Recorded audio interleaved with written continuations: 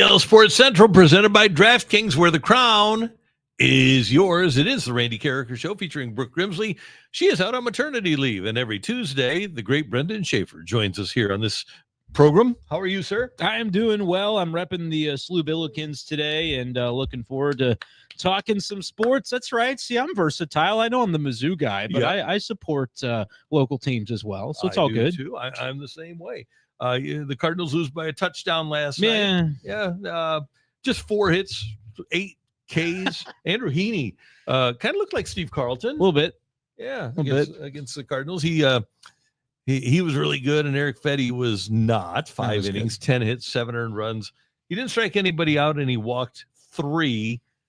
So, and we like to overreact to one baseball game here. So what's a bigger concern? The fact that the Cardinals couldn't hit Andrew Heaney, or the fact that Eric Fedde struggled as much as he did? Yeah, I think the can't hit Andrew Heaney thing is a product of the fact that they've just struggled against lefty starters most of the year. And that's more of a normal thing to have happen if you're a big league team. You see more right-handed pitching throughout the year, but the Cardinals especially recently, over the last week, you face 4 lefties and you've gotten 1 swing by Nolan Gorman. That's been the lone run-producing swing against the last 4 left-handed starters the Cardinals have faced. So, that's a concern, but it's not a new concern. The Eric Fedde thing, I know people have said, look, he's been outperforming his expected data all year long. Even going back to last year, people said, this is not necessarily sustainable for him. But it is more of a problem if Eric Fedde is going to give up a touchdown every time he pitches. That's a newer development that the Cardinals are going to have to try to figure their way around. He finished June, Fedde did, with an 0-4 record and a 5.93 ERA, a whip of 1.681. In April and May, Fedde was 3-4 with a 3.90 and the whip right around 1.1. So a half runner a game, an inning more, earned run average 2 runs a game higher.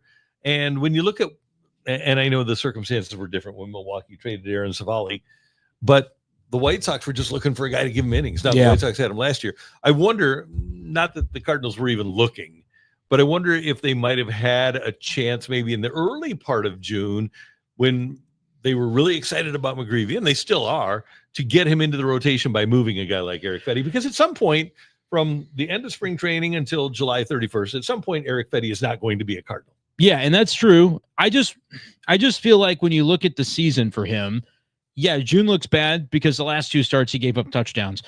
3.5 was the ERA for him after the 19th of June. His next 2 starts single-handedly raised the ERA by a full run. So Eric Fedde was sitting 3.5, was that number 3 starter that it was doing exactly what you wanted. And that was sort of the narrative coming into his last 2 outings. And so it has been more of a recent development, but it's loud now because it's happened twice in a row.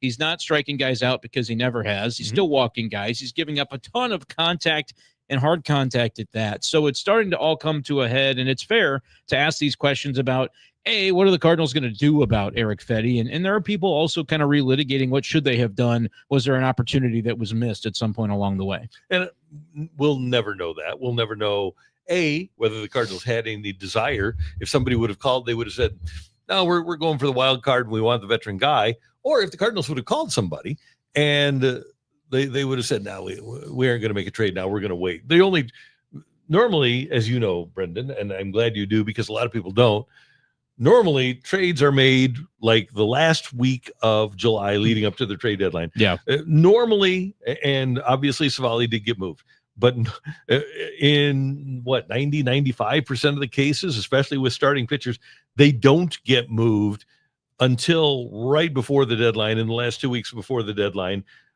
teams don't go get them and teams don't put them on the market. Yeah, the Savali thing was unique because he was taken out of the rotation, didn't feel he should have been, and said, hey, get me out of here. Yep. And so the Brewers said, okay, you can go to the White Sox where maybe you'll get to start, but you're not going to be in the postseason. And so that was a unique scenario. I don't think there was a missed opportunity during the season to have traded Eric Fedde. There are Cardinals fans who would make the case that there was a missed opportunity in the spring or even in the offseason to have moved him, with the thought process being, well, McGreevy could have slid in, and what's the ERA for Fedde? 4.5. Michael McGreevy could do a 4.5 ERA. And I think that's right. But what I think it misses the point on a little bit is recognizing that, what I mentioned a moment ago, 3.5 was his ERA as of 2 weeks ago. And that was from the beginning of the season to mid-June that Eric Fedde had put together those numbers. He was giving the Cardinals some quality and some value during that stretch. And it's easy now to say, well, McGreevy could have done the same thing. And I'm not even speaking to the quality of McGreevy as a pitcher. Maybe he could have had a 3.5 or 4 ERA for the full season if he had been starting all these games.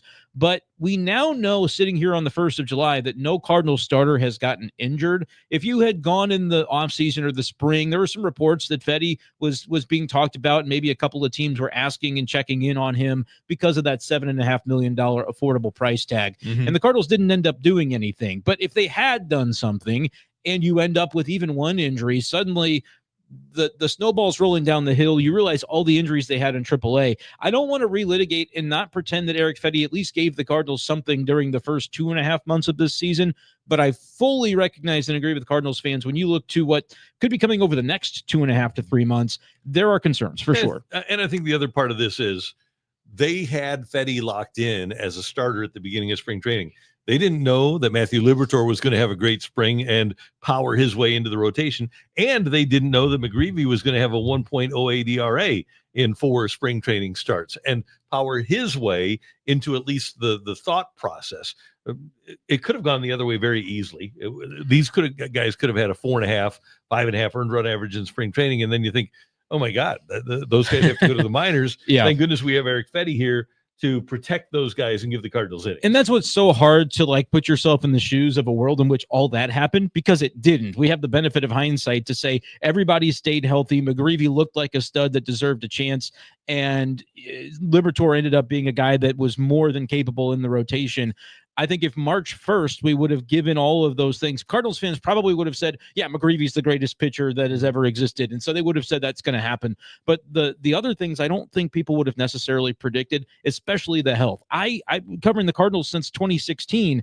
This is really the first season, and they did it in 15, Randy. You remember they had a really healthy rotation that year. Except for Waino, right? Well, I think he was out for the start of the season and because of wasn't that his Achilles season? Yeah, I thought 15 or 14 for the Achilles, but you're right. The 5 starters they ended up going with all 14 was what he calls his best year. That's right. So 15, it was the guys that they ended up calling upon, whoever number 6 ended up being that slotted in. They all threw like 24, 25 plus times, and most of them 30 plus. And that was in 2015. It hasn't really happened since then, and we're seeing it now. So you couldn't have anticipated that. I know it's happened, so you could use that in retrospect as your argument, but I don't think it's quite honest about exactly what the Cardinals should have been reasonably expecting back when all of this was going on in February and March. I get it though now. Like Fedde, can you trust him moving forward is an absolutely fair question. And the point that I was trying to make here is that because of his June, anybody that's in contention is going to say, man, 0-4 with a 5.93 in the last month.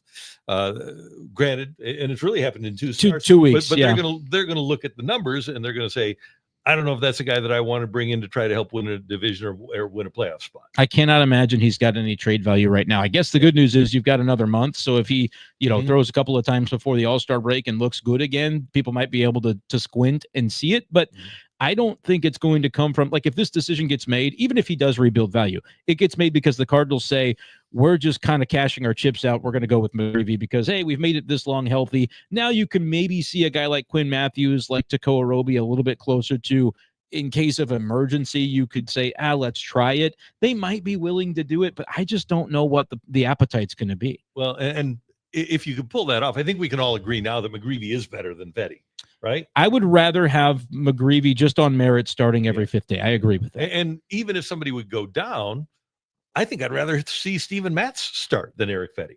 Yeah, you lose something from your bullpen, I guess, from the left side there. But you know who's been really good recently, kind of quietly? Jojo Romero has kind of locked back in. So, and John King as well should get a little bit of credit for his recent efforts. So I feel like with those 2 lefties, you're at least a little bit comfortable with what you've got in that part of your bullpen. And so if Matz could just kind of bring it back, he would have to probably stretch back out, but it wouldn't be the worst thing in the world. Yeah, you're getting closer to that point where you go, the calendar is running out and we can be a little more comfortable being aggressive. And I'm talking about a worst case scenario, right? I'm talking about trading Fedde and then somebody getting hurt. But basically, that's the only thing that would allow Matz to get back into the rotation. Yeah, and then beyond that, if another person gets hurt, maybe it's August 1st, maybe it's August 15th by then, and you're like, well, look who's been really lighting it up in AAA. There might be somebody by then that you're comfortable with. Right. Meanwhile, offensively, the Cardinals, Andrew Haney set down the first 17 last night. I'm sorry.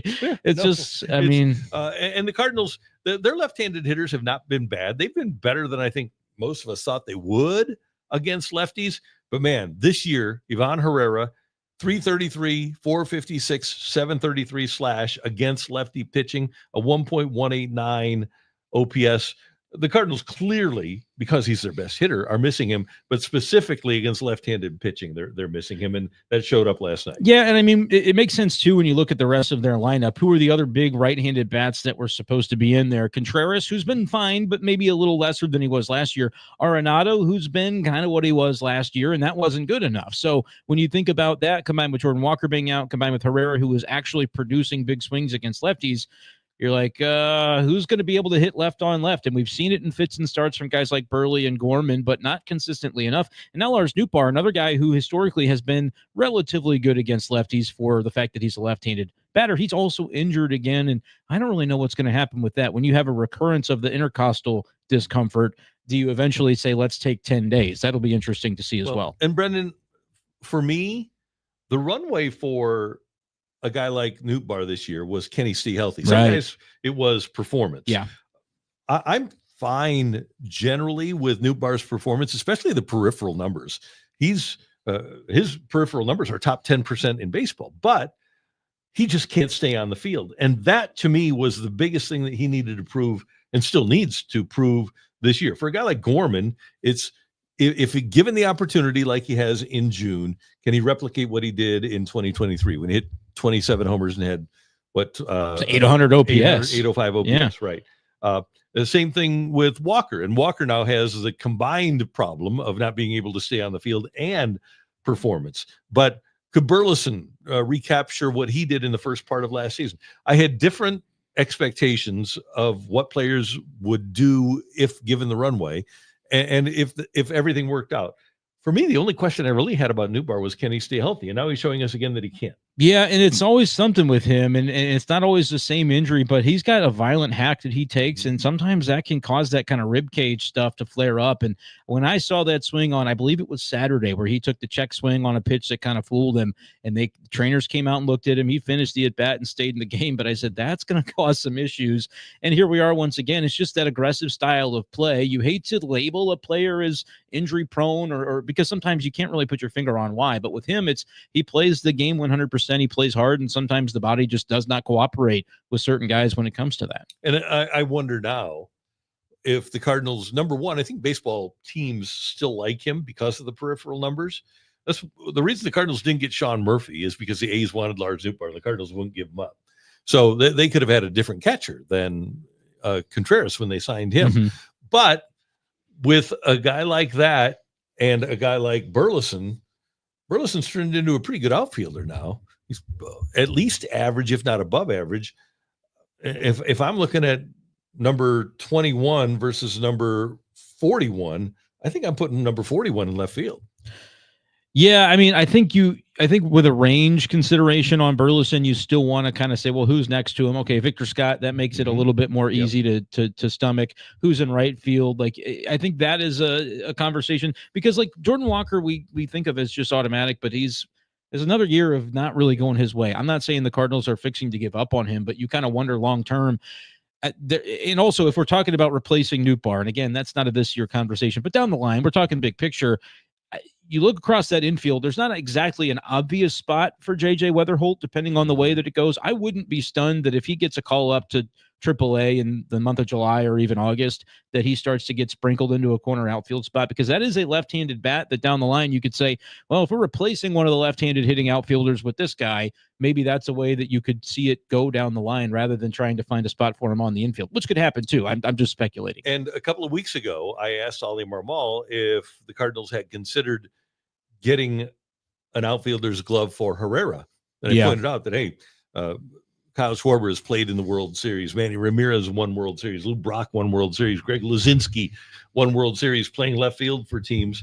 And he said, we haven't brought it up to him. It's obviously a conversation that's been had, but the Cardinals want to exhaust all options behind the plate. I think this is for his state of mind, Herrera's state of mind, before we do something like that. But would it surprise you if at the beginning of spring training next year, it was Herrera in left, Scott in center, Burleson in right? October 1st is when they'll tell Ivan Herrera to take some fly balls this offseason. Just shag. It's gonna probably be something that I think when you look at the state of the roster, unless Heimblum comes in and cleans house and they make a lot of trades that are bold and we don't necessarily see what the results of those are going to be, you do have a little bit of a logjam, a bit of a logjam when it comes to that like first base, right field, DH pipeline. And so you're trying to figure out exactly where everybody might fit. Whether Herrera's in probably left, right, because he maybe the throwing arm is not a strength, and that's maybe something you'd prefer for right field.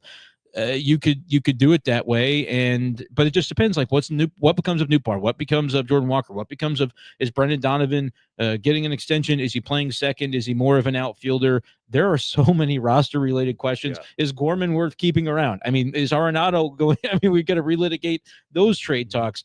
This offseason could be wild, almost regardless of how this year finishes out in terms of what the movement could and should be to make everything fit a little bit better like a puzzle. All right, we're going to get to your chats, but one other question for you, and Matthew and I talked about this yesterday. I'm of the belief that if Nolan Arenado is a Cardinal on August 1st, that he's going to finish his contract as a member of the Cardinals. Do you see a scenario in which somebody will take a guy who's obviously he's going to decline? He's going to be 35 next year. Right. Do you make a trade for him and take on those dollars if you're another team? Nobody does it that way, but it happens that he's moved after August 1st. And I'm thinking like November of this year, if let's say Nolan Gorman ends the year with 30 homers because he just goes on a crazy tear like he did a couple of years ago. And the Cardinals are like, no, wait a minute. This is somebody that he's a little bit more affordable. We've still got some team control over him. Let's play this out. He's going to be our third baseman next year. And they just like, if you imagine it this way, I don't know exactly what Gorman will make next year, but let's say it's $3 million. I have no idea what it's going to be. Is he an ARB yet, or is he about to be? He will be, yeah. So, but then you eat some Arenado money, and it's still you're paying less overall to move Arenado, to have Gorman there. And again, that's a very optimistic take on what Gorman might do, but we've seen it from him at times. And so maybe that's the way, is like another team's not taking on the full contract. The Cardinals are so content with what they have outside of Arenado that they would say in November, let's go ahead and swap this out. That's the only way I could see it happening. This offseason is arbitration one for him. Yeah. So he'll make $1.5 million or something like that. Yeah. The other part here is that you have to find a team that Arenado would be willing to go to. Sure. But he's got to understand too, if he's OPSing 690, that when he goes somewhere and the Cardinals are eating money to kind of move on from him, that it's more of a, you're going to play some third base. You're going to bat seventh in the Dodgers or the Red Sox lineup, and it's going to go that way, rather than a case where he's kind of a centerpiece and he's everyday third baseman, those sorts of things. All right, Bill Downton, happy birthday, Brendan. Hope your birthday game today is better than mine was yesterday. Sorry, Bill. Yeah, Bill said he was turning 65 yesterday, and had to watch that Eric Fedde performance. That is unfortunate. I do hope the Cardinals give him a little bit more to celebrate today. Of course, Paul Skenes on the mound, so that could be a little bit tricky. Jay Reinegade, this was up earlier. Think there's any chance we get a starting pitcher at the deadline? Saw someone mention Kyle Finnegan and Luis Severino are on the trade block. I would think that the Cardinals will find a relief pitcher, right, at some point in that week leading up to the trade deadline.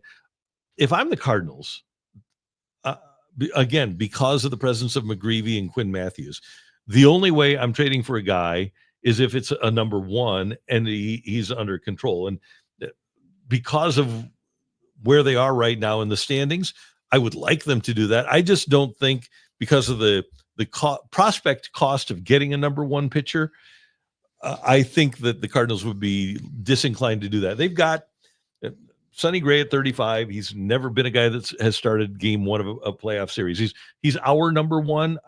If the Cardinals started a playoff series this year, he'd be number one.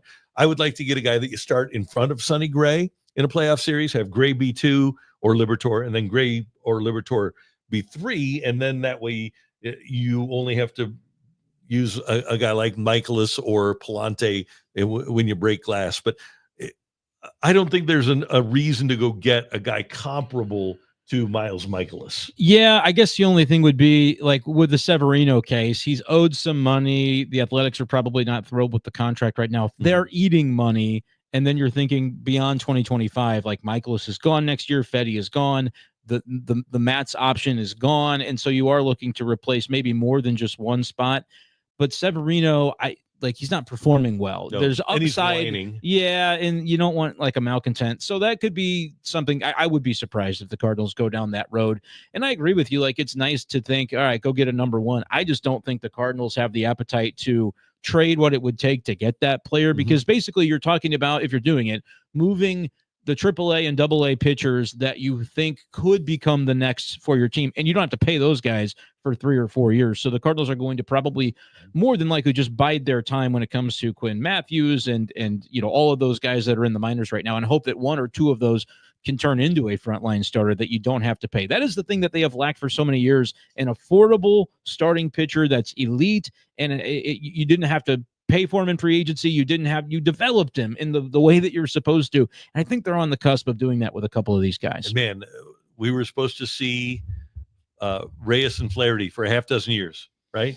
And 2 strikeout guys, 2 guys that had supreme ability. Yep. But because of injury, we never got a chance to see them at the top of their game. That month and a half of Alex Reyes in, 2016, where he came up and started, that was, yes, that was the best it ever got, unfortunately, for him as a rotation piece. But it's hampered the Cardinals is really ever since. They're still trying to work their way back. Sean of St. Louisville, Skenes is due to get one up on us, and you never know. Maybe the Cardinals just have ownage of Paul Skenes. Maybe this will be the one. Maybe this will be the guy that the Cardinals just handle. There have been guys that the Cardinals have handled in the past, and there's been guys that they have not been able to touch in the past. So maybe Paul Skenes is just one of those guys that they have ownage of. Yeah, but part of it is his ERA against the Cardinals is 2.76. So like, he's still been very effective against the Cardinals. It's been that Pirate lineup that has not been able to support Paul Skenes. But what's interesting, we were talking about this before we got on the air. I think the Pirates lineup right now, adding Spencer Horwitz back in, he's the first baseman that they acquired via trade, and then he had surgery right after, and so we're just now finally seeing him against St. Louis for the first time. You add him at the top of the lineup, and he had a big game yesterday. Horwitz, McCutchen, Reynolds, Gonzalez, Cruz, those are guys with a 700, 750, 800 OPS or better. That's a better lineup than what the Cardinals just faced in the Guardians. The Pirates they're starting to have a little bit more punch in that batting order, which means it might not work tonight to go, win a 2-1 game against Paul Skenes and just get a little bit off of him. You might have to score some runs if the Pirates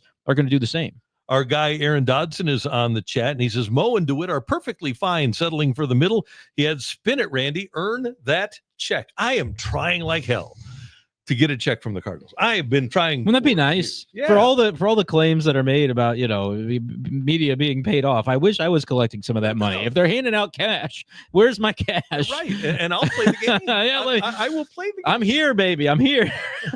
That's great. Let me. So Matthew Rocchio is sitting there. Matthew, remember when we got the call or the email that said, don't even ask us to have somebody from our organization on your show? Listen, I don't know why you are setting me up to get angry at the Cardinals. What Listen, happened? just because apparently, despite I'm sure they've made fun of the younger generation, apparently the 40, 50, and 60-year-olds in the Cardinals also only read headlines and don't actually read the articles or listen to the clips that they're reacting to. And so they see one bad sentence and go, they got mad at you. I don't like that. They got mad at me. Oh, and great. And they got mad at Randy, and then I caught hell for 14 months now about it happening. I'm not giving you. I'm blaming. I think it's funny. I'm blaming Rocchio. I just know for a fact that it happened, and I went on vacation for a week 2 days later. And I know for a fact that entire week, y'all were just like, "That's nice social post, Rock. Great job." Well, our job is to get reaction, right? And we did get. You got reaction. I got a fantastic reaction. Yeah. Oh, Rocchio. We're not giving anyone else on the station a Cardinals guest right now. All because you had a little tiny criticism about John Mozeliak's team building and resource allocation. Yeah. So anyway, I like it. So Aaron, thank you very much for the chat. Doobie-doo-doo. Replace Mikolas with Trevor Bauer. Problem solved. Oh my gosh. I'm all over that. Yeah, let's do that. He only has the single highest ERA in the Nippon Professional Baseball League. But not a factor. Nah, that doesn't matter. No, he's your number one. Performance doesn't matter. Golly. I thought we were over that whole thing, but I guess not. No, I guess not. That's I'm glad that we brought it back. That's good. Sean of St. Louisville, if you guys could get off the payroll, we could afford better players. That's right. This is true. There's no doubt about it. Thank you, see, Sean. Again, the Cardinals paying a little bit for propaganda would be a much better way of spending their money than they have. Oh, I would love to be the Like, propagandist. Are you kidding me? Like, think about this is just like $1 million in the majors does nothing, but 10 minor league coaches paid $100,000 each. Yeah. That's a lot. And then the amount that you could get us to talk good for the very The small amount of $7 a money. month that I would require to do it. Yeah. Let me sell out. What are we doing? We will never try to hold you accountable again. Okay, I like this one from our friend Mason Windu. Cardinals need a right-handed hitting center fielder who hits lefties well to complement Scott in center field. Anyone have any potential names? I do. Okay, here Let you go. me get to it. Hold on I here. wonder if we're looking at the same name. I think we probably are. Are you going to say Harrison Bader again? Maybe. I might have been looking up the splits for Harrison Bader, lefty versus Yesterday, righty, people brought up perhaps. Harrison Bader, and I poo-pooed it because, listen, I get the lefty-righty thing. He actually is not hitting lefties well, so it doesn't work. There's that, but there's also just really, you think the Cardinals are going to acquire a bat that then platoons Victor Scott II? Yes. Well, they haven't started him every day against lefties. I Like, it's a know, fair. Your but- point is fair because when they got Hampson, everybody's like, I said, hey, everybody, let's relax. Like he's a 26 man. He's not going to play, and they started twice in a row. But that was. I know. he got the There are reasons for intercostal. that. We don't know for sure whether or not. For Newpar, yeah. The big question is, in these situations, Mhm. are they willing to start Lars in like an Andre Palante game? Because that's the real question of, do they believe his In center defense- field. In center field, yes. Yeah, I think that would. His defense is good enough that they can play him with the defense first mentality against a righty because Victor Scott is struggling. Which with that. Cubs Lefty, game sorry. did Palante pitch? Was it the one against Boyd or the one against Imanaga? I'm blanking. It was one of the games that got shut out, I It was believe. the night game, right? It was Boyd. yes, it was Boyd. So that was the one where I was like, it will be really interesting. Let's see if they throw Newpar in center field. And then we found out later he was dealing with the intercostal discomfort. And so we will never know whether or not that would have been a consideration. But the two names that I was thinking of, Harrison Bader and even like a Randall Grichuk. I know we're just only people we know. Not both of them have reverse splits right now where they're hitting better against right-handed pitching. So it doesn't even work. I've got a guy who also hits better against right-handed pitching, but against left-handers for his career, his slash line 284, 407, 513, 920. Okay, that's really good. Who you got? Mike Trout. Hey, why not? He's a right-handed hitter. The only thing is he doesn't even play any outfield. I think they're really trying to DH him to keep him on the field. That's not the main reason that the Cardinals aren't trading for Mike Trout. There's a lot of other reasons for that, but it would be fun. Hey, I like the way you're thinking, but the Cardinals, what's one more DH only? I mean, they got plenty of those kind of guys, and they probably need another one. That's good. He's still hitting overall, 788 OPS. Yeah. A lot of money that he's owed, probably. A lot, but get them to eat $10 or $12. These texts right here make me laugh without fail. Okay. Is Mike Trout available? 100% Yes. success rate at making me chuckle. Aaron Dobson. It just seems like the media is all good with getting shut out by the Pirates. It happens, yes, but I want heads to roll. Yeah. It's pathetic and unacceptable in my opinion. I'm with you, Aaron. I want a guillotine out front of Busch Stadium, or maybe let's just get everybody into the stadium. They used to do this back in the day, where you could have the guillotine like at home plate. Yeah. And get like 20, 30, 40, 50,000 fans in there. Heads will roll day, first 10,000. Literally, heads would roll. Yeah. I have an opinion for Aaron. I will not make fun of this comment if you can find me one instance of a baseball team firing or cutting players in game 84 while 8 games above 500 because of one loss. And like they do it from time to time. Every team does it, Aaron. Every team is going to have those bad games. But to your point, I was so disappointed last night that I climbed up off of my roof and jumped. That's why I'm limping into the studio this morning. On his birthday. So on my birthday, I did that because I was pissed off that the Cardinals allowed themselves to lose a game in June. It shouldn't happen. No.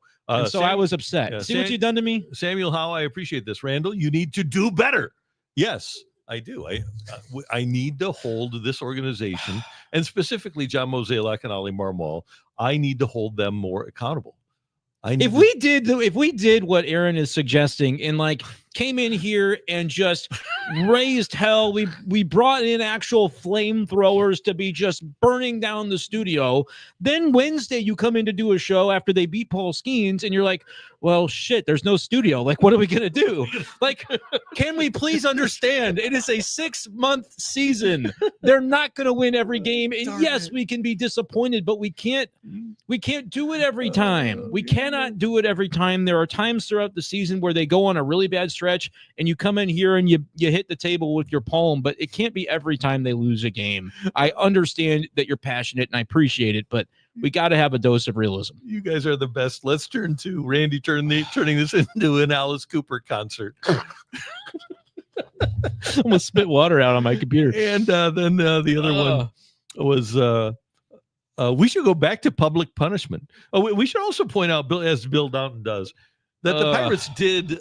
They put together a 30-4 combined score against the Mets over the weekend. Came in really hot. I mean, that's a Mets team that's probably feeling some of the same things Cardinals fans are feeling right now. I wonder if David Stearns is being held accountable today. Well, the fact that he still has a job today is probably the problem for me. I just don't really understand it. But, they just don't want to hold anybody accountable up there in that New York media. Yeah. Is it really that crazy for each starting pitcher to face capital punishment if their ERA goes over 4? If it dips above 4 for even a moment, and for every day that it's above 4, another finger has to go. Yes, lop it off with a garden shear, please. Eric Fedde leans down to his child in 20 years. Daddy, why don't you have a right arm anymore? Well, son, back in 25, I hung a sinker with the bases loaded and off it came. The summer of 25 was a tough one. Yeah. Pretty brother. Pretty good. You might get called up to the Gotham big leagues, man. There we go. That's true. We if we hold somebody accountable enough, that's what happens. Is they call you up to New York or Philly. Oh boy. And you're able to hold people there accountable. Look, I'm not predicting that Eric Fedde is gonna turn it around. I don't know what we're gonna see out of Eric Fedde. They need him to. I don't know how many games in a row you can give up a touchdown before you do say, all right, let's be a little bit aggressive. The more that you see the calendar ahead, the runway shrink, the more aggressive I think it will allow the Cardinals to be in saying maybe we should consider a move. But I think that's probably still post All-Star break. I think you're going to see at least 1 or 2 more starts out of Fedde before any conversations like that ramp up. Or honestly, Randy, the best thing could be Phantom IL. Is just say, you know what? Hey, couple weeks, because now it's going to coincide with the All-Star break. He'll be eligible to return right after. He's a guy that I think when the Cardinals acquired him last year, he had thrown a lot of innings on a little bit of a different schedule than what he had when he was pitching overseas. And so he wore down as the year went along in 24. That would be one other thing you could do that's not a permanent solution, right? To say, we're going to DFA a guy, we're going to trade a guy. You could go that route and maybe buy yourself a little bit of time. Especially because he's only making $7.5 million. It is interesting, by the way. Last year when the Cardinals traded for him, and I don't know what kind of scouting they did, but he shows up and tells them, just FYI, I'm gassed. He didn't have energy left in the tank, and that was something the Cardinals kind of did have to work around a little bit. Yeah. But I think another point that we need to make here is that we all think that the front office thinks that the Cardinals are in the race, and they might look at their team and say, okay, yeah, numerically they're in the race, they're in the playoff hunt right now, but we look at this team and we look at what they're going to do over July, August, September. We don't think they're going to be able to do what the fans think they're going to be able to do. Right. That's front offices sometimes have dramatically different opinions of what their team is going to do than what we have. And I think they have largely been in like a wait and see mode since November, where they internally, I've said this a lot of times, they knew they were never going to win the offseason, and like the public opinion was going to be, hey, you guys didn't do anything, because Mo gets told by Mr. DeWitt that, hey, we're not spending very much money, if any, this offseason. Mo has to go, hey, I actually also have to try to trade Arenado to make sure that ownership spends even fewer dollars, and that was not a successful endeavor. But that was always going to be like a side eye from the fan base. Like, but they had to just kind of have some faith in, hey, we're going to see this process play out, and it's going to go one of two ways. It's gone the better of the two possibilities so far, where they do have internal options that can keep them in a race, that can keep them as a foundation level to play some good baseball, which means, it won't be a 3 to 5 year rebuild. Like, we've got more in the tank than people maybe expected, but to find out whether or not that was true, we had to play these guys. So that was sort of where they were all along, which I think has left them with an open mind, Randy, to, even now, like, I don't know what's going to happen over the next month. They're just kind of letting it play out. By the way, I've got an amazing number coming up here but I need to get to our DraftKings information because you need to know about DraftKings. And right now, everybody who plays DraftKings Pick 6 gets to $50 in bonus picks when they bet just $5. That's 10 extra picks to keep the action going and allows you to see the game in a different manner. If you're a St. Louis sports fan, just know that I've teamed up with DraftKings to bring you Pick 6. It's the all-new way to play daily fantasy sports. Palante going against the Buccos tonight. I've got Palante to get more than 3.5 strikeouts against Pittsburgh. So his over-under is 3.5. I've got him to get more. And then I am going to go all Shohei Ohtani on you here. Ohtani and the Doyers hosting the White Sox, going against Smith. And I've got Ohtani plus 2.5 to get 3 hits plus runs plus RBIs. So Ohtani over 2.5 hits plus runs plus RBIs. And I've got Palante to get more than 3.5 strikeouts. That would be 4 on DraftKings Pick 6. Was going full Ohtani when you open the app? Yes. Yeah, that happens.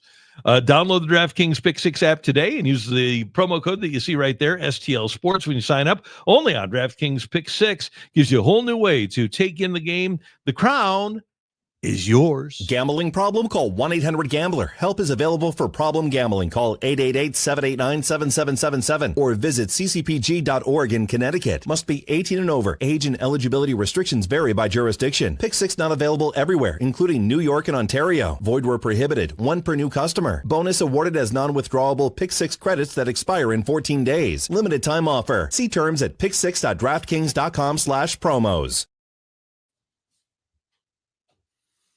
All right, here's that number. And I looked this up yesterday because I think that, especially with the Cardinals playing the Pirates, sometimes we think, okay, well, these teams are on, they're both major league teams, right?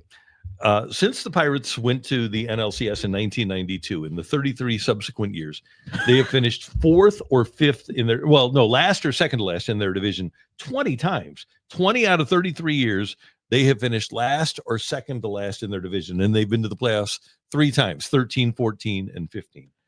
In that same 33 years, the Cardinals have finished last or second to last in their division 3 times. Yeah. 95, 97, and then a couple of years ago when they won 23, when they won only 71 games.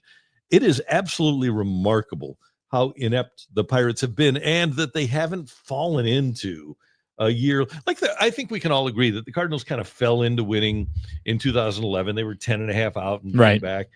Even the 06 team, they got healthy. Thank you, Toradol. Got healthy at the end, and they wound up, just kind of falling into a World Series. Nobody thought they were going to. The Tigers were picked to win that series in 3. Yeah. So it's really interesting that the Pirates, a franchise like the Pirates, hasn't been able to even to fall into one. Yeah, I mean, you think about someone like my age perspective. I turned 31 today. Mm-hmm. Never have I seen a Pirates that has been, a consistent competitive group other than that little stretch you mentioned where, in 2015, 3 NL Central teams won 100 or more games and the Pirates fell off just as fast as they found their rise there. It has been a generation of futility when it comes to that organization. Yeah, they're abysmal. And I get right now, Bob Nutting, their owner, is awful and doesn't spend and pockets money. I remember talking to somebody from the Cardinals one time about the fact that he was collecting and pocketing revenue sharing money. And I said, doesn't that bother you? And I said, but you're also, when you pay revenue sharing money to a team like the Pirates, or at that point, the Marlins, I said, you're kind of buying wins too. When they pocket the money and they're terrible, you're basically buying victories. Essentially. Yeah. And the Cardinals the person from the Cardinals said, well, yeah. And we're happy with it. What do you got, Rock? Brenden, we got something fun? Yes, we got some breaking news here. Good. As the Blues, they have made a move.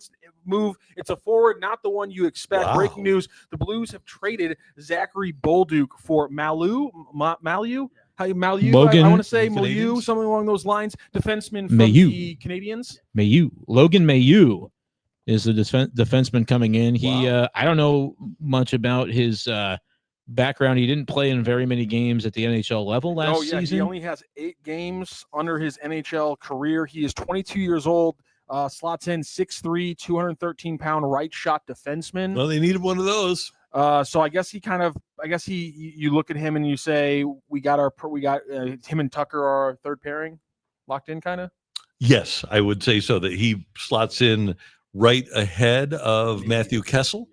And hopefully he's a guy that will, as he matures, get That's even the better. hope. He was a first rounder of Montreal in 2021. Yeah, 31st overall pick a few Yep. years ago. So interesting move on the part of the Blues, because I thought Bolduc, and I think he probably gave the Blues more than expected last year in terms of numbers, but he also provided an edge that no other Blues player provides. I wonder where that grit, that player that's miserable to play against, I wonder if the Blues have a forward like that now. Shen obviously is that guy, but you don't want him. He can't give you a ton of minutes. I'm really, number one, the Blues, obviously, when you look at their history, this guy is 6'3", 213. When the Blues won in 2019, what was the main force of their team? It was the big, long defense. Well, now, with this guy, with Tyler Tucker, who is a gritty defenseman to play against, but then you've got the top pairing of Karraker and Fowler, big, long, lanky ability. And then your second pairing is Justin Falk is your number 2 right-handed guy. Who are we looking at? Logan Mailloux. But I'm thinking of my number 2 lefty guy, because I'm assuming Leddy will be. Oh, Broberg. Leddy, and I would think Leddy will be gone. So that'll be, unless they keep Leddy as a $4 million 7th defenseman, which I don't see happening. But this is a long, lanky defense. Obviously, at 6'3" and 213, should be a rugged guy. An interesting move. You have to give up something to get something, and there's no doubt that the Blues were in on Noah Dobson. Don't get him, but Montreal has an extra guy because they got Dobson for big money, and Logan Mailloux, Mailloux,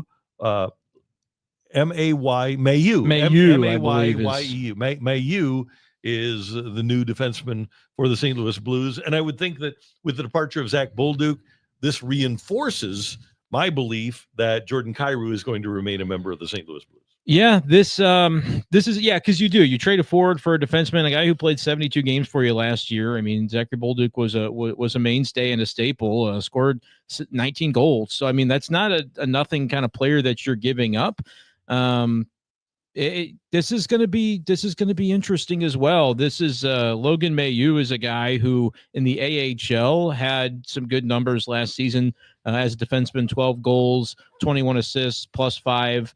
Overall, but he's also in his past, he has some legal issues that had happened, and I believe this was all pre-draft, and so it was something that the Montreal Canadiens had to kind of reckon with in deciding whether or not to draft him, and then ends up being drafted despite those issues. But now the Blues are kind of taking him, and from everything I'm reading here on the fly, he kind of acknowledged that he had some prior conduct that was not okay and that he needed to mature and grow from. So the Blues, I would not say that this is just like a slam dunk trade. It's a bold one for sure, not to go with the pun on Bolduc, but it's like you're taking a guy that you knew was a contributor to your team last year for a younger player who conceivably has more upside to join an area of need for your roster and provide you something that you need. So like he fits the mold, but we haven't seen it from Logan Mailloux at the NHL level yet, which is interesting. And I think one of the things that this tells us is the Blues have a tremendous amount of confidence in Jimmy Snuggerud, because I agree with that. Yeah.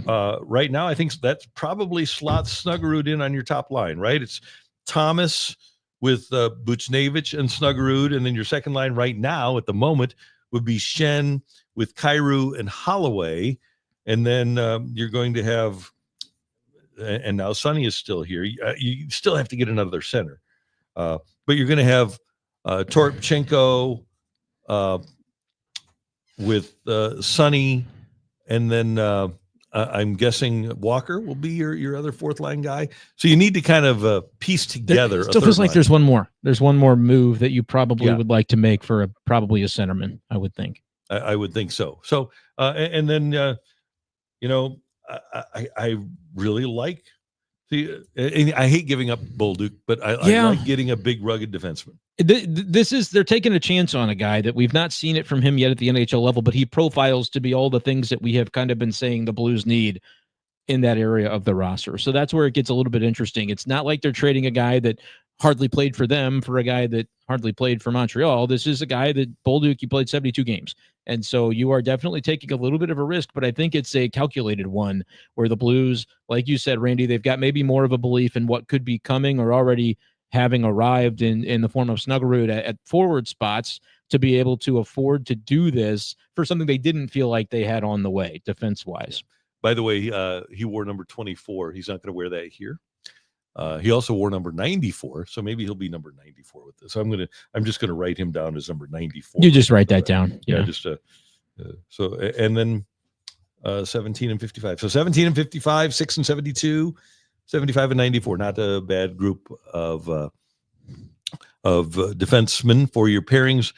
He is in his career a -4 in only those, as we mentioned, 8 games. It's not even worth talking about sample size wise for Logan Mailloux. Very minimal. And again, I think it's all projectability for the role that they feel like they need and that Blues fans have been saying. It's a reason that all of these conversations were happening about trading Kyrou. That's not something anybody wanted to do, but if you had a need on your roster that you felt like, all right, we've got forwards on the way that we might be able to make up for some lack of goal scoring production and just make that up in the aggregate and get something that we don't have. That was the thought process behind all of it. But I don't think they ever really wanted to move Kyrou. Why would you with the production that he has put together? They have done a smaller scale version of what they would have been doing if they had traded Kyrou, which to your point, I think he's sticking around given the no trade clause kicks in and the fact that they've made this move today. And by the way, I did not mention Nabes. Jake Neighbors will be he'll be at the hard to do this on the fly. 6 guy, yeah. And your guys' point about just the projection factor of this all, for me, if you look at all of a sudden they kind of have a lot of depth, even organizationally at the left shot. They got Fowler locked in. They got Broberg for a long time. Tucker's looking good. But Parayko, Falk, and then not much behind that. So getting a guy who, if he's able to kind of hit the ceiling that I'm sure they're projecting him as, could maybe take over for Falk and now make that right shot money factor a little bit less daunting. And now we can move on from Falk. We can reallocate that money across the team. That projection for a 22-year-old, I think that's probably maybe the biggest factor in this all, is that they don't have a lot of defensemen coming up through the pipeline. They do have a lot of forwards coming up through the pipeline. They're taking a swing. I mean, this is taking a swing on somebody that they probably slot in on the third line, the third pairing, but he eventually you'd hope that he rises above that level for sure. Without Faksa on the roster right now, their center depth is minimal. Because you've got Thomas, you've got Schenn, you've got Sonny. I guess you could Texier is not playing there. Yeah. So and Dvorsky obviously, but they're going to have to sign a center. That is going to be one of the charges for Army and Steiner, and is getting, whether it's free agency or trade, getting another center. There should be the ability to do that, though, because it's not like you've made a trade where then you've got to sign somebody to do a massive deal, or you've traded for somebody who has that big contract already. There should be some maneuverability, I feel like, to get done what they need to get done. And the projection for Granlund is, according to The Athletic, $5 million a year for 2 years.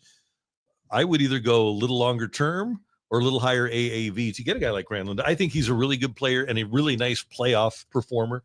And if I could slot Granlund in for a middle 6 center spot for the Blues, I think that he would be a really nice guy to have. Can we just kind of transfer into the Jordan Kyrou talk from yesterday and today, now that the no trade has started? Because for me, you guys mentioned, I understand that people want that they have a lot of wingers and people want to get them a better center. But one part of the conversation that I think we were overlooking is just the goal scoring factor of no one else on this team can score goals like Jordan Kyrou. And so while I understand how important it is to get a center and how you have a lot of wings and you don't have a center that can be a second liner that can project to be right behind Robert Thomas for the next 5 years, but you also don't have a goal scorer who can project to be 30 plus right now. And I think we can all agree that Neighbors and Snuggerud are 2+ years away from realizing that even if they do have that talent and trading away a known commodity, God, that's risky. Yeah, and we look at a guy like Robert Thomas, who played his rookie year in 2019. This was the 7th year for Robert Thomas. He really didn't become an impact guy until like the second half of his 4th year. And I would think that these guys that we're talking about right now, when you talk about a Snuggerud, Holloway stepped up big time this year, but it's going to take some time for these guys to turn into impact performers. There's an old adage in hockey that once you trade a scorer, you're looking for a scorer. And that's where the Blues would be if they moved a guy like Jordan Kyrou. Everything about Jordan Kyrou, his age, his trajectory, his ability his maturity level has increased. His contract is reasonable.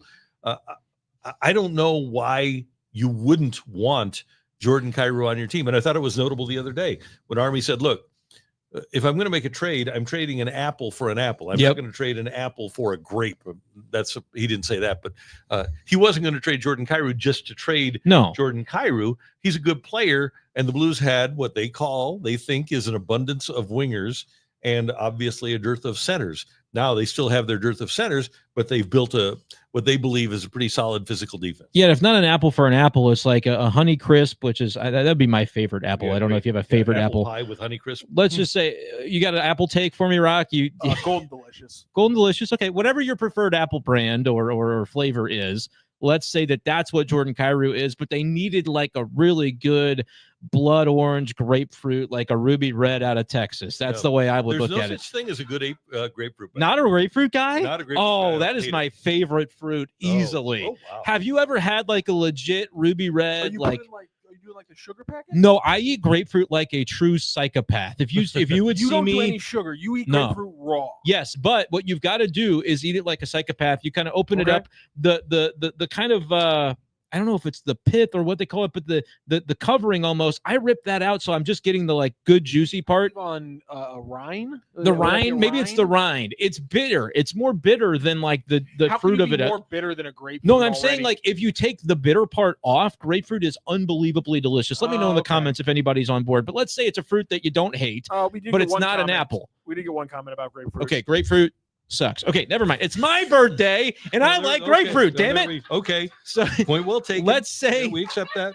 Is it now? What's wrong with grapes, Army? Like, let's talk about this. No, they needed a grapefruit. They needed whatever the fruit version of a defenseman is that can actually really help you. The highest quality version of that. Like when a cantaloupe is in season, is that okay? Cantaloupe? No. Do you like any fruits? Anything except those? Anything that can go in a pie is kind of good with you. In this, like, there's a solid 2 months where cantaloupe is a good fruit in season. I said yes. You have to. Bite is juicy. Exactly right. You have to know how to pick them as well. It's not just automatic. We're actually growing some cantaloupe right now, but the squirrels keep eating it anyway. If it was a really good fruit, because the apple is a forward, you need whatever kind of fruit a defenseman is. You need that fruit in its best quality. And that was the analogy I was trying to. Pineapple, sure. You need a really good pineapple. And maybe this defenseman who's 22 can be the pineapple. But no, to the point of trading Kyrou or not doing it, they never wanted to. They just had this need elsewhere on the roster. And they're like, well, if Snuggerud and Dvorsky and these guys can come up and replicate 80% of Kyrou's production, we can get 120% of our next best defenseman. That was the idea, and they may have accomplished that while keeping Kyrou. That's the upshot of today's news. One of the ones that I got mired into on X yesterday, and I kind of felt like you, Randy, X, as I was getting into this argument, because a lot of people were bringing up Shane Wright, who was the 4th overall pick a few years ago. He just hit the NHL for real minutes this year. Had a solid 40-point season at 21 years old. Was supposed to be the number 1 pick in that draft and fell a little bit. Obviously has crazy amount of talent and is a center. And people were throwing out, why not trade Kyrou for Shane Wright? And I very much felt like you, Randy, where I was like, why are these morons trying to trade a guy who's given you 4 straight 70-point seasons for a guy who has 1 40-point season? And I understand the ceiling quality, the conversations and everything like that. I understand the positional value conversations, but the risk it is trading a guy who has 4 70-point seasons for a guy who has 1 40-point season. And is for a might be. And I kept saying, you're trading hope for a known. And I felt very much like you, and I felt like you would have appreciated that argument I took, because I thought that was an insane I get the point they're trying to make. I still think it's an insane trade to throw out. And I think because guys are taken high in the draft, sometimes we have a belief that they're a good player just because they were taken high in the draft. I will submit Nail Yakupov, first pick in the draft. Oh yeah, Former Blue. Yakupov didn't have a 40-point season his first real year in the NHL. I don't know if he ever had one. I know Shane Wright has a ton of talent. He does, but you just don't know is he ever gonna hit the 70-point level. And at the same time, and he might. And again, acknowledging they need centers. Mm-hmm. He doesn't. So based on what I've seen, he doesn't appear to be a goal-scoring center. He appears to be a playmaker with a lot of talent. Again, where are you going to get the goal-scoring punch if you move Kyrou for a guy who is just a playmaking center? And I think there are people that have not forgiven Jordan Kyrou for saying Craig Berube isn't my coach, and there are also people that believe that last year was the exception rather than the rule when he had a great season on both ends of the ice and led the Blues in plus-minus ranking. I think that there are people that just think, okay, what we saw 2 years ago from Kyrou when he was a minus 36, that's the real Kyrou and not the one this past season. And I look at the guy as a 27-year-old who has grown up and is a pretty good player. By the way, he was minus 38 in 22-23, minus 12 2 years ago, and then plus 23 this year. So it's a big change. Yeah, I mean, that's significant. And he has become a better player. And by the way, the team is better around him. He's Robert Thomas is a Selke quality center now.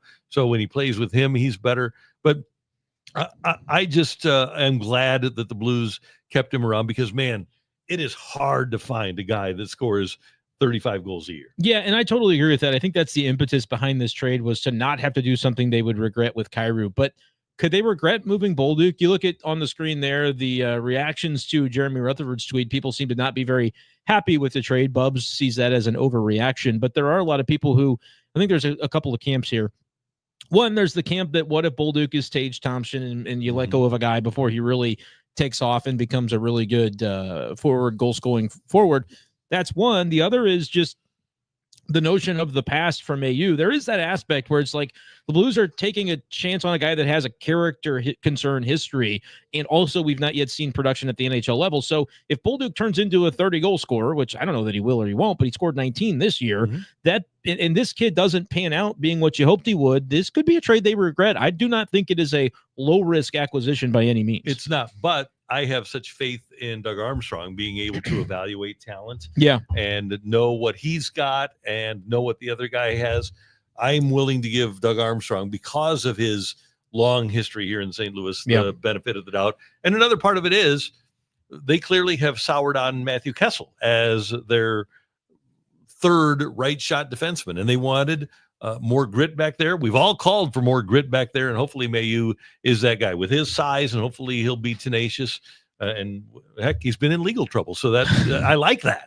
No, I do not like that. For the record, what was the legal trouble? It was. I mean, was it a bar fight? No, it was kind of something a little bit despicable. Basically, a sexual related. Shared some pictures of a lady without her knowledge, doxed her to teammates, and this is something that happened back in 2021, 2020 or so range. So pre-draft, and it was something that obviously not something that is condoned now that Randy knows what it is. He was just making light earlier. I was wishing it was hoping it was a bar fight. And so this was something that he has since said my conduct has to improve and those things. But to your point, it's one of those deals where if the league gets the idea okay, this player has X level talent and Y level character concerns, but the cross section is such that he's going to be playing for somebody. If the belief is that his talent is good, there are teams who will say, yep, we're going to take the baggage and view it as almost a buy low sort of, if you just look at it from a business sense, which I understand there are a lot of people who do not think that you should do that. You should recognize the whole package and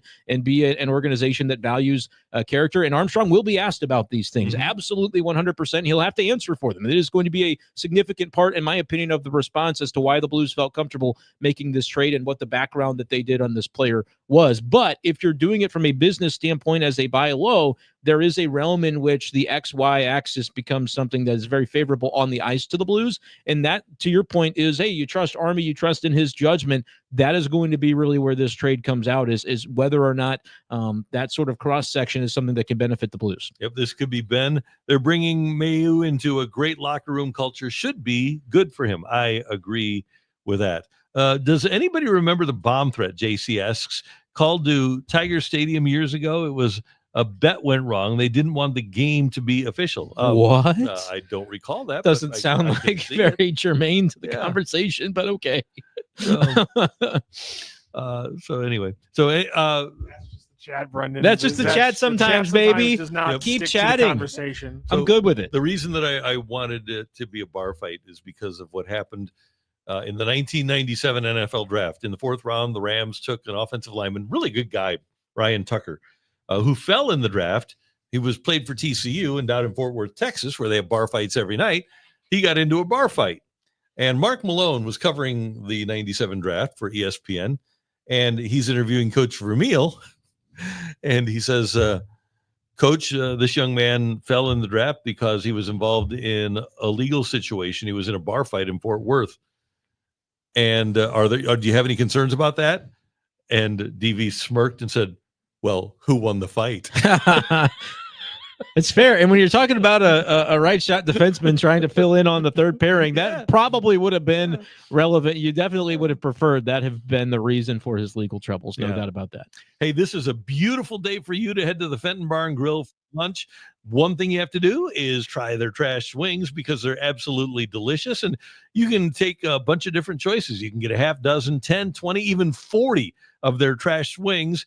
And you're going to see their signature golden sauce being slathered all over the delicious trash wings over at the Fenton Barn Grill. I like to dip mine in ranch, but there's nothing wrong with any of what you do to consume your great trash wings. And they have so many other great things. They have great appetizers, a quesadilla made fresh with cheese blend and pico de gallo and jalapenos. You like it, Matthew? Why are you making fun? We're going. It's Pico de Gallo and Logan Malou. All right, let's get it right. Do you like when I'm going a little Marshawn Lynch? I love Pico de Gallo so much. That's great. But their chef salad has delicious ham and perfectly seasoned smoked turkey, delicious red onions, fresh tomato, the shredded cheese, and croutons on the cool lettuce. It is an absolutely fabulous salad. The Fenton burger is the burger that I always have there, served on a beautiful grilled brioche bun, and you can get lettuce, tomato, onion, and pickles. You can make it a 3rd-pound patty if you want at the Fenton Barn Grill. Plus, you need to know about their wraps. And one of the wraps that I really like over there is their buffalo chicken wrap. And if you want to try that, baby, it is fantastic. Crispy fried chicken tossed in hot sauce, romaine blend, mozzarella provolone cheese blend, red onion and tomato with a ranch dressing. Their buffalo chicken wrap at the Fenton Barn Grill is fantastic. You can stop by today, say hi to Casey over there. Megan will be there, Jamie, the whole crew, and they will treat you right. And when you go to the Fenton Barn Grill, you're going to be sitting with people that are fellow sports fans. You're going to be talking about the Blues trade when you go to the Fenton Barn Grill today. They have a wonderful patio, great seating. They have the 2024 Maitre d' of the Year, Chuck, the manager over at the Fenton Barn Grill. Stop by, say hi, enjoy some great food and drink, and tell them Randy sent you when you go to the Fenton Bar and Grill. It's delicious. All those appetizers, all for me. Oh, those are fantastic. Very good. They're really, really good. Okay, couple more things that we want to hit on, and we want you guys to weigh in here on the Blues trade. We are responding to the Blues trade of Zach Bolduc to Montreal in exchange for Logan Mailloux. And the big fella is now a member of your St. Louis Blues. Zach Bolduc out the door. Brenden, the birthday boy, Schaeffer, one of the things that I really liked about last year was learning that a guy like Bolduc was he was just a hassle to play against. I remember him cross-checking a Predators player in the face. Sometimes you need to stand up for your teammates, and I think Bolduc is really good about that. I don't think the Blues are giving up somebody who's a nothing here. I think Bolduc, even if 19 is his career high, if he's a 15-goal scorer, 15-goal, 45-point guy that plays with that edge, I think he's a really valuable guy to have, especially come playoff time. I think he's kind of Barbashev-esque, Yeah, and kind of just like a tailor-made bottom six guy that can stay there and can be a contributor at that role for a long time.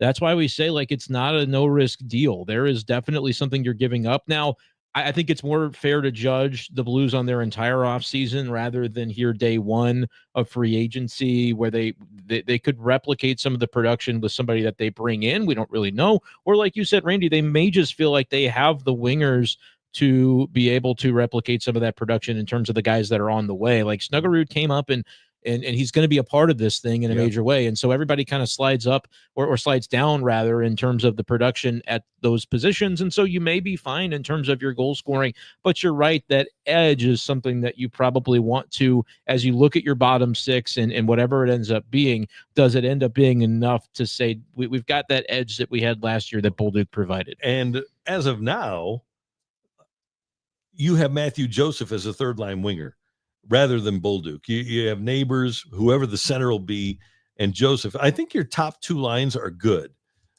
solid, but you need to get another center and probably a little bit more wing depth as well. I just, number one, I like the deal because I think that defense, for the way the Blues want to play, for the way Jim Montgomery wants to play, having the big rugged defenseman is important. And I don't think the Blues gave up. I hope they didn't give up a superstar, but they need now to make some moves, and they'll have cap room to be able to continue to build. And maybe they're going to give Dvorsky the opportunity here. Yeah, that could be it. And that would be interesting because then you'd be talking about at that spot, certainly unproven, high upside. Like everybody is excited about what he can bring to the table, but then you're trading Bolduc, who had kind of finally shown up into being what I think he is going to become. Maybe he was just on the way to something even better. We're going to see over time, but you're trading that for a defenseman that you haven't really seen, but you project, and then slotting in Dvorsky to Bolduc's spot, which you haven't really seen, but you project. Like that leaves a little bit of room for the floor to decrease for the Blues this next year. But also I think the ceiling gets higher because you have the opportunity to see if one or both of those guys at their respective positions start to take on to the role that they're being asked to play. And Army said at his end of season press conference that he had talked to Faxa and he was going to circle back with Faxa. And so maybe he'll wind up being your third center. You may circle back now. Yeah, for sure. And especially if you can have him just kind of keep the seat warm until you get Dvorsky up and going. Interesting move. And I know that Army has another move up his sleeve. That's the one I completely agree. Yeah, he's not somebody who's going to leave that slot empty. If this were the entire offseason, I would say that's risky, but they could sign like the player that they sign. If it's fans are a 5 out of 10 in their excitement level, then you're like, okay, we're going to see. If this was to then say, here's what we're going to do to kind of backfill, but we're going to do it in a way that adds a significant name where we're going to spend a little bit of money on that player, then you go, oh, I see the whole vision in concert with why they maybe made the trade of a forward for a defenseman. Yeah. All right. I want to talk a little bit of basketball here because there was an interesting signing this morning. The MVP of the NBA, Shai Gilgeous-Alexander, agreed to a 4-year, $285 million Supermax contract with the champion Thunder through the 2030-31 season. His average annual value, SGA's average annual value is $71.25 million. Dave Parker died the other day.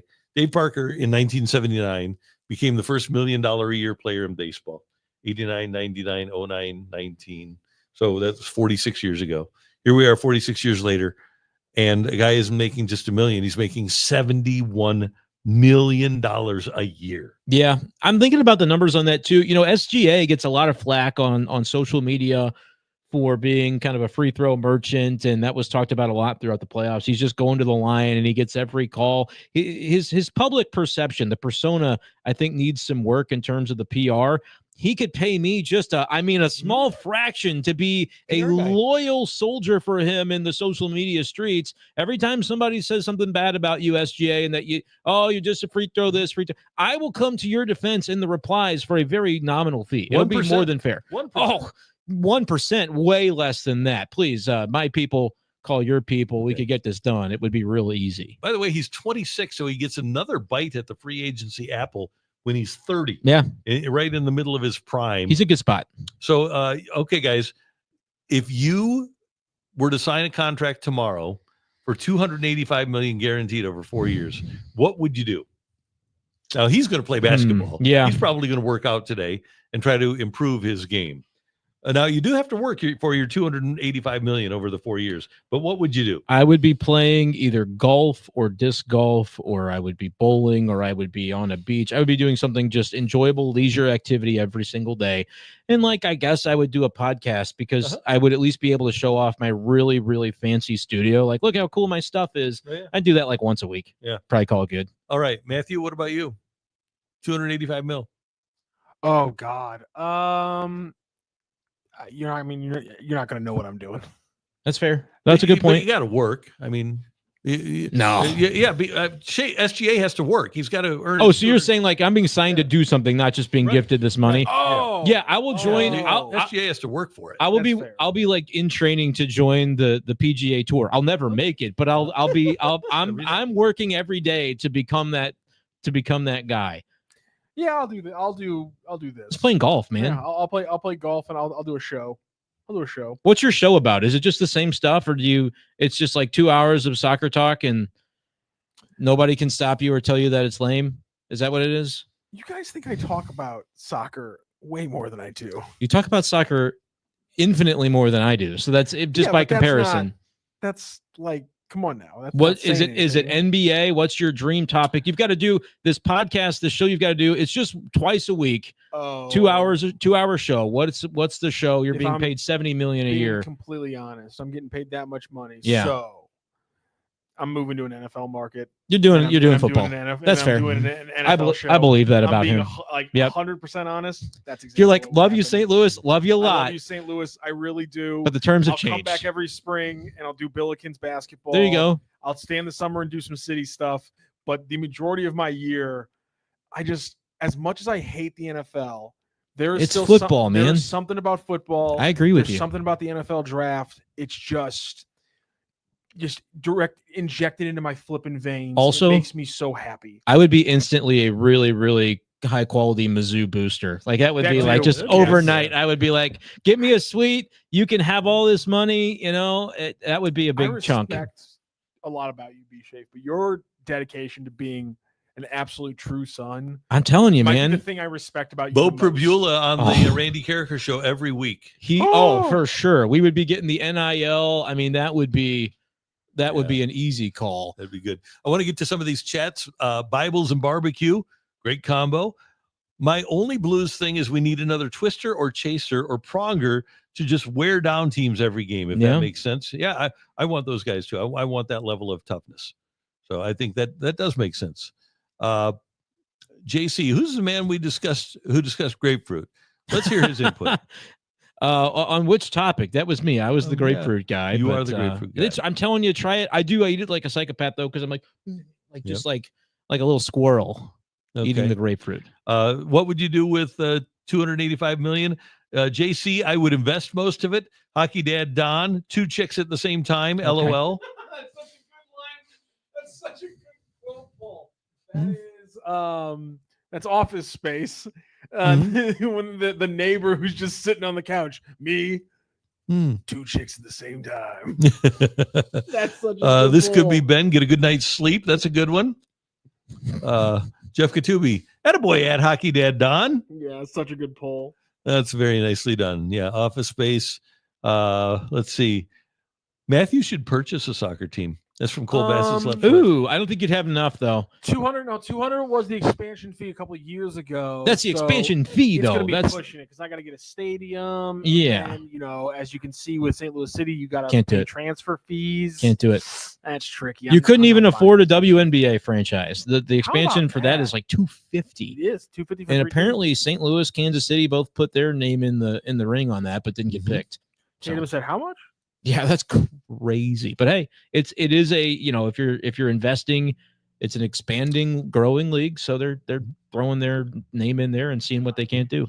Another NBA note here, by the way, the Milwaukee Bucks have waived Damian Lillard, who Yeah. they had acquired a couple of years ago from Portland. He suffered an Achilles injury, and he has been waived by the Bucks And they've already spent that money on Miles Turner too. stealing the center away from the Pacers. Does that mean Giannis stays? Yeah, probably. He's probably not happy about things, but Tell you, not happy right now. Pacers fans are pissed. Oh yeah, they should be. About 2 weeks post championship run, and now it's our organization's cheap. They always have been, and And you that don't run have was you don't rare, have your it'll main never guy. happen and your again. star isn't playing next year. Yep. Yeah. While we're doing this, we're just kind of throwing out what's going on. Did you see that apparently Darren Waller coming out of retirement to be the new really? tight end for the Miami Dolphins Oh, that's after great. the Jonnu Smith trade yesterday? He's been traded from the Giants. What? So there's a lot of weird stuff happening today. I always like that July 1st birthday because the NHL goes crazy, NBA, you've got some crazy NFL stuff going on, and baseball is in full season. And then they'll shoot off fireworks in my honor a couple days from It's now. wild to me that they got multiple picks for Darren Waller. The Giants are getting He was retired. for a conditional 2026 to the New York Giants for a 2027th round pick and Darren Waller. Excuse me. That's pretty funny. Interesting. Yeah. Okay, good for you, man. I mean, Yeah. heck, if I was a pass catching tight end like that, and you said Mike McDaniel wants to use you in his offense, I'll do that all day long. Yeah, makes sense. They turned Jonnu Smith into a star last year. They just peppered him with targets, and Yeah. now he goes back to the Arthur Smith offense where he's going to probably just block for running backs. I don't care how many catches you have. If you average under 11 yards per catch, I'm not calling you a star. I'll call him a Yeah. fantasy football star last Yeah, year. he was. Very useful If fantasy you're football tight end. PPR, he was. He was pretty good. Yeah. I was already drafting him in best ball drafts for this year, paired with Tua. That didn't work out. Legit, listen, Jonnu Smith's a solid player, but couldn't hold Dallas Clark's So, jockstrap. are you guys cool with me retiring from fantasy football after winning my league last year?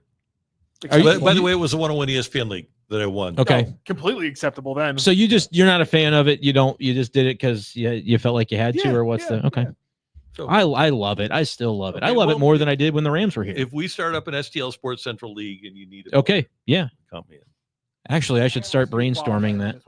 Yeah. If there was if you could make zero money on YouTube because of fantasy football, would you still be as big into it as you are? Yeah, I only Okay. started doing some YouTube stuff in recent years. By the way, that would probably, honest to goodness, that would be if I just had upstart capital to do whatever I wanted.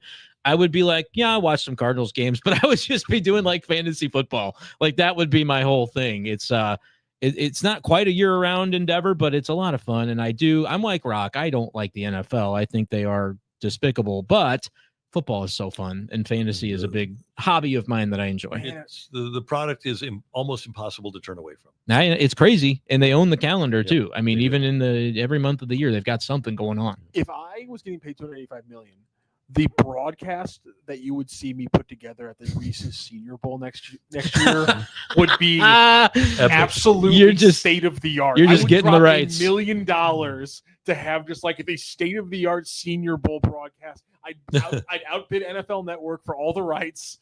I'd independently produce the entire week of coverage for the Reese's Senior Bowl. But I was going to ask, God, I'd be what happy. is your role that you self-assign? Are you on the field sideline reporter? Are you just behind the scenes no, producing? I'm at the table. I'm breaking. You're I'm- at the I'm- desk. I'm breaking down. Okay. I'm breaking down these 1v1 matchups with not Mike Mayock, but whoever you I get. choose to. Whoever you get. Yeah, I mean, he's kind of without a job. It might be Mike Mayock. So yeah, I'm breaking down. There's nothing, honestly. If I could just make money my entire life off breaking down the 1v1 matchups at the Senior Bowl, oh my God, I'd be so happy. You would have a good Programming time. idea when you need a little bit of a break, throw it over to Randy sampling all the different Reese's products. Yes, this is perfect. See, you found my yourself a God. gig from One his of good the fortune. days at the end of the week, we just have a special thing where we don't pitch to you. It's a camera on you eating the 1 pound Reese's again. And There we go. It's just Yep. let's go to Randy. Randy, how you feeling today? Chicken. Yep. Hey, give like you a thumbs up or up. thumbs down. There we go. I love Yeah. this content. Hey, Brendan's looking for a great place to go for his birthday. He can go watch the Cardinals tonight over at any of the area Hot Shots locations.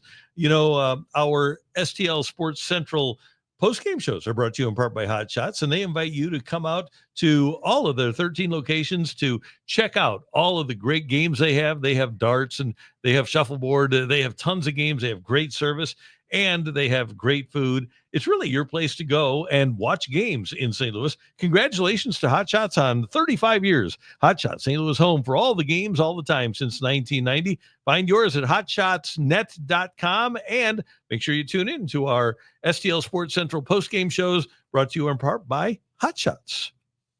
All right. So big birthday plans, sir? I don't know. I might play some golf or something. I've got some more work that I yet have to do today, but I'll of course be checking out what's going on with the Cardinals against Paul Skenes tonight, which, he's 0-4 against the Cardinals. So we'll see if the Cardinals can't drop another L on Paul Skenes. That'd be great. What about you, Mr. Rockio? Tuesday. Yeah, Taco Tuesday. What is today? Tuesday. On the STL Sports Central post-game show. Love it. Tonight after the Cardinals game, Look because at you. we work with adults who can't work on their birthdays, apparently. Well, I do a lot of other stuff. I'm working this morning. I'm working this afternoon. I got a lot going on. A lot to get to. I'm sorry. That was a shout out both you and Grant. So I'll be on the Card Central post-game show tonight following their victory over Paul Skenes. And that's going to be the majority of my night. All right. Hey, we appreciate you being a part of the Randy Karraker show every day from 10:02 until roughly 11:30, 11:24 on this date, because it's his birthday. We're going to give him like 5 minutes off. But until tomorrow morning at 10:02, have a terrific Taco Tuesday, St. Louis.